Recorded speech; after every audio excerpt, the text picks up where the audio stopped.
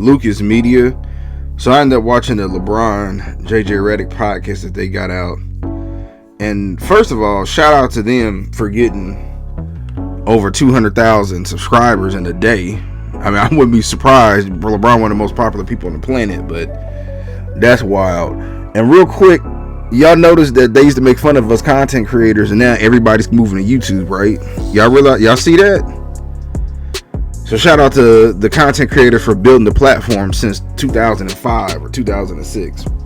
But anyway, the podcast all about the knowledge of the game. One thing I will give LeBron credit for, he did mention his best friends.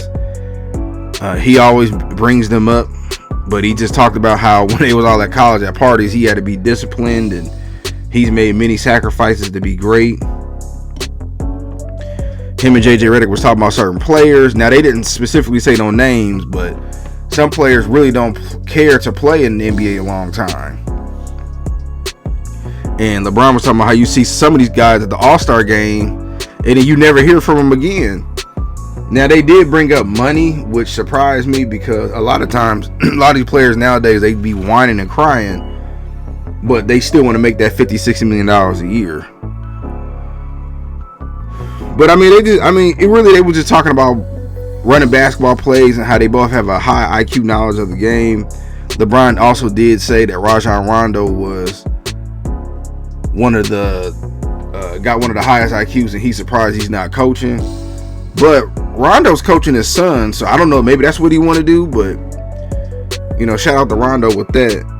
I mean, he gave praise to Steph Curry, and he did say that Steph Curry, one of the reasons that changed the NBA, him and Allen Iverson were the two biggest influence to him outside of Jordan. Now, this is what I will say. I agree with that, LeBron, but you also changed the game in general, because when you got that $90 million check, that changed everything. Everybody started taking amateur sports way more serious.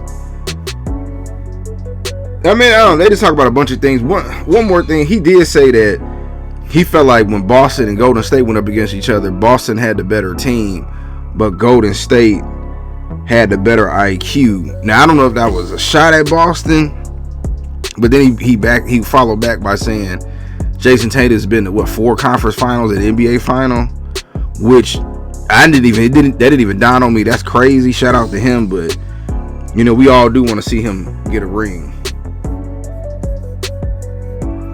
Now, I do see his perspective about how Allen Iverson and Steph Curry did change the game. AI, everybody has sleeves, tattoos, cornrows. You wanted to be cool. He brought culture to the game. And even with Steph Curry, I mean, he's relatable, even though he's 6'3" or 6'4". But him just hitting threes, he ain't out there power dunking it. So majority of us who can't dunk the ball like that anymore, or who could never dunk the ball, you want to be out there hitting threes saying Curry.